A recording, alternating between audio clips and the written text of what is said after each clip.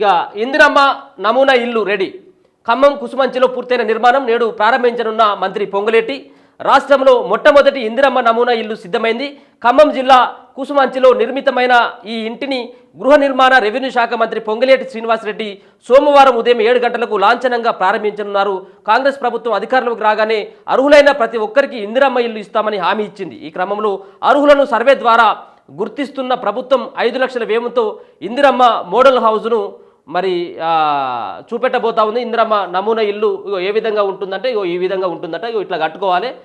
వాళ్ళకు సంబంధించినటువంటి గైడ్లైన్స్ కూడా, అంటే ఇందిరమ్మ ఇల్లుకి ఎవరైతే అర్హులైనటువంటి వాళ్ళు ఉన్నారో దానికి సంబంధించినటువంటి ఏ పొజిషన్లో ఎంత బిల్లు వస్తుంది, 5 లక్షలకు సంబంధించినటువంటి బిల్లు అంటే ముందుగా ఏది ఆ పునాది లెవెల్ రాగానే కొంత, మరొక పక్కన ఇంకా ఏది ఆ సజ్జ లెవెల్ రాగానే మరికొంత, అలాగే స్లాబ్ పూర్తి అయిపోయిన తర్వాత అంటే 3 విడతల్లో 5 లక్షలకు సంబంధించినటువంటి ప్రభుత్వం యొక్క సొమ్ము ఎవరైతే లబ్ధిదారులు ఉంటారో వాళ్ళ ఖాతాలో నేరుగా వేసేటువంటి ఒక ప్రయత్నం చేస్తూ ఉంది. దానికోసం ఏదైతే గతంలో కేవలం ఏది బిడ్డేస్తే ఎక్కడ పడుకుంటుంది, అల్లుడు వస్తే ఎక్కడ ఉంటాడు, గొర్రెను ఎక్కడ కట్టేయాలి, కోడి పిల్లని ఎక్కడ కమ్మాలని చెప్పేసి ఇన్ని రోజుల బట్టి మభ్యపెట్టినటువంటి కేసీఆర్ ఏదైతే ఉందో అది డబుల్ బెడ్రూమ్ కట్టిస్తామని చెప్పేసి ఎక్కడ కూడా డబుల్ బెడ్రూమ్ రాలేదు, సింగిల్ బెడ్రూమ్లు ఎక్కడ రాలేదు. చాలామంది కూడా గ్రామాలలో ఇల్లు లేనటువంటి నిరుపేదలు ఎవరైతే ఉన్నారో వాళ్ళని ముందుగా గుర్తించేటువంటి ప్రయత్నం చేస్తూ ఉంది తెలంగాణ రాష్ట్ర ప్రభుత్వం. ముందుగా ఎవరైతే భూమి ఉండి ఇల్లు లేనటువంటి వాళ్ళు ఉంటారో వాళ్ళకు మొదటి ప్రయారిటీ, రెండోదేమో అసలే వాళ్ళు ఇల్లు జాగా కూడా లేనటువంటి వాళ్ళకి రెండో ప్రయారిటీ ఇస్తామని చెప్పేసి అంటా ఉన్నారు.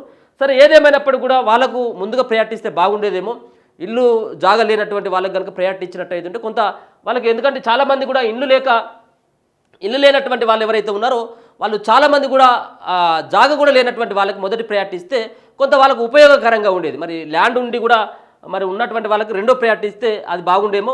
సరే, ఏదేమైనప్పుడు కూడా 3500 ఇండ్లు ప్రతి నియోజకవర్గానికి మరి మంజూరు చేసింది తెలంగాణ రాష్ట్ర సర్కార్. సో ఇందిరమ్మకు సంబంధించినటువంటి నమూనా ఇల్లుని ఈరోజు మరి ప్రారంభించబోతా ఉన్నారు మంత్రి శ్రీనివాసరెడ్డి. ఇందులో భాగంగా గత ఏడాది డిసెంబర్ 13న కూసుమంచిలో మంత్రి ఈ ఇంటిని శంకుస్థాపన చేశారు. నెల రోజుల వ్యవధిలో ఇంటి నిర్మాణాన్ని పూర్తి చేశారు. సుమారు 50 గజాల స్థలంలో 5 లక్షల వ్యయంతో ఇంటిని నిర్మించాలని తలబెట్టగా ఇంటి స్లాబ్పై కంటే గోడ నిర్మాణానికి ముందు భాగాన చిన్న వరండా నిర్మాణానికి సుమారు 1 లక్ష అదనంగా ఖర్చయినట్లు అధికారులు తెలిపారు. సోమవారం భోగి